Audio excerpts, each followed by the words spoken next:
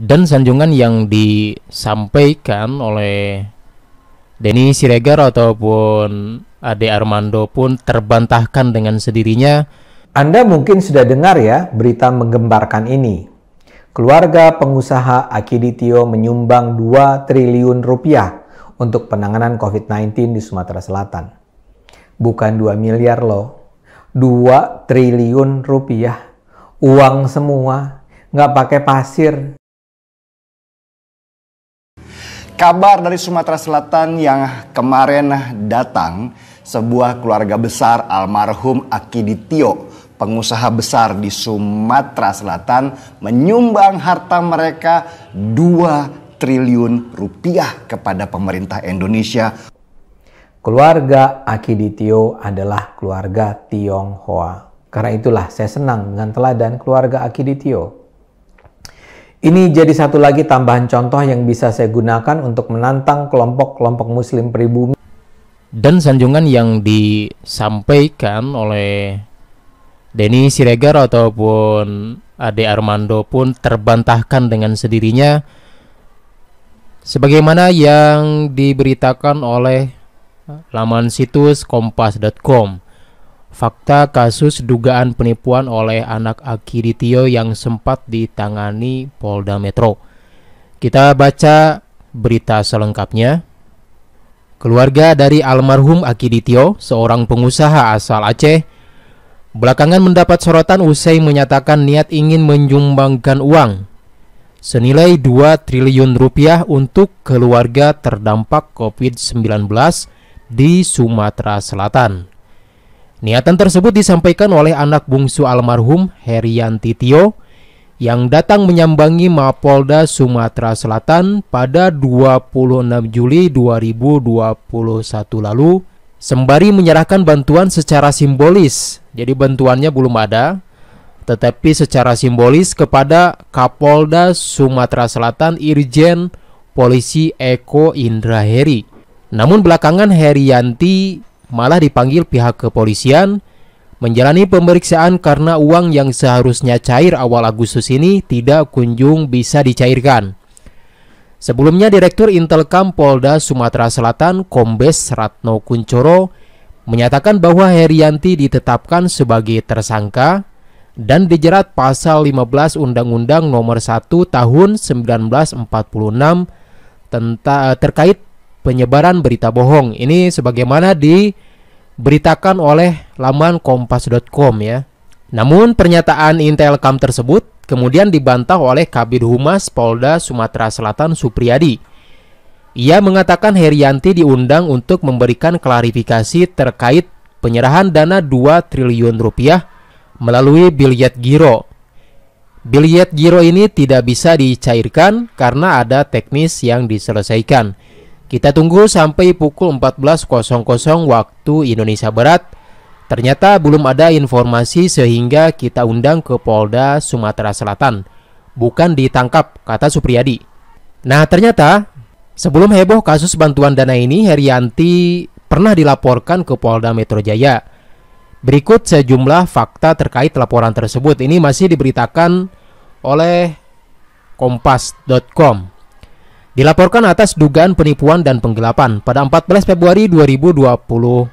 Lalu Herianti dilaporkan atas dugaan penipuan dan penggelapan oleh seseorang berinisial BJK dengan nomor register LP_1025_Spas_ Romawi 2 Yan titik 2.5 2020 SPKT PMJ.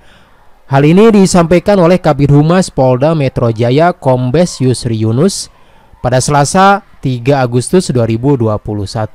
Dengan demikian, sanjungan yang ternyata berlebihan yang disampaikan oleh kedua orang ini, Denny Siregar dan Ade Armando, ternyata faktanya orangnya itu seperti ini ya. Kalau kita melihat berita yang berkembang, Ade Armando sendiri dan Denny Siregar menurut klaim mereka sendiri itu orang-orang yang logis, jadi akan selalu berusaha untuk mengedepankan fakta yang valid yang bisa dipertanggungjawabkan. Tapi ternyata untuk hal yang seperti ini mereka kecele ya. Mereka tidak mengedepankan akal sehat. Mungkinkah orang yang tidak dikenal oleh kalangan pengusaha sebagaimana ditulis oleh Dahlan Iskan punya kekayaan seperti itu? Karena harus logis.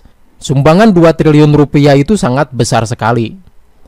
Paling tidak mereka harus dikenal oleh kalangan pengusaha di level nasional. Dan ternyata tidak ada yang mengenal keluarga Akiditio ini. Jadi Dahlan Iskan justru melakukan investigasi yang seharusnya menjadi tugas wartawan, media-media besar seperti Kompas, Detik, dan lain sebagainya. Mereka malah mengutip pernyataan-pernyataan dari Dahlan Iskan.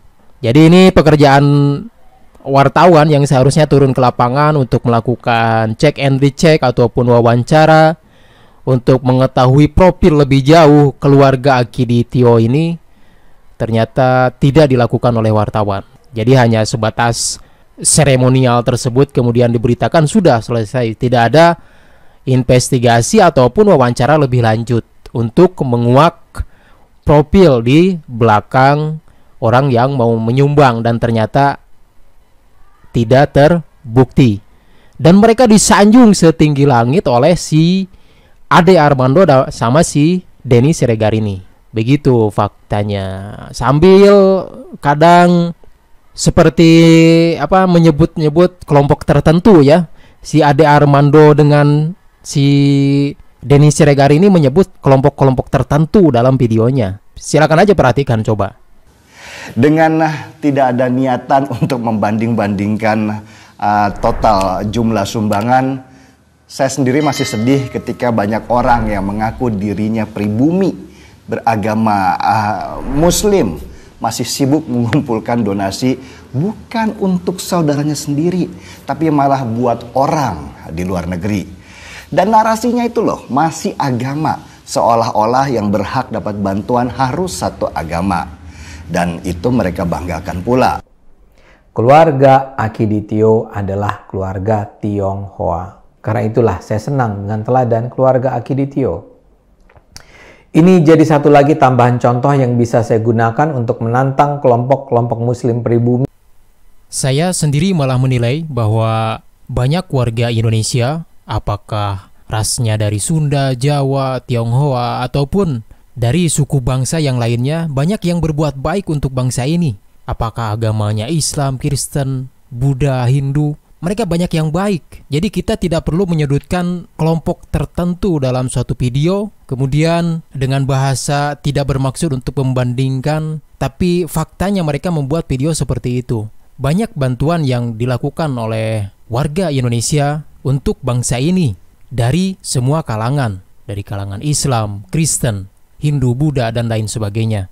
Jadi semuanya punya kontribusi untuk bangsa ini. Jadi jangan sampai disudutkan seperti itu, jangan sampai dibandingkan seperti itu. Semuanya punya kontribusi. Walaupun sumbangannya hanya 2.000, tetapi di hari tersebut dia punya uang 10.000, maka dia sudah menyumbang sekian persen dari uang untuk dia bertahan hidup.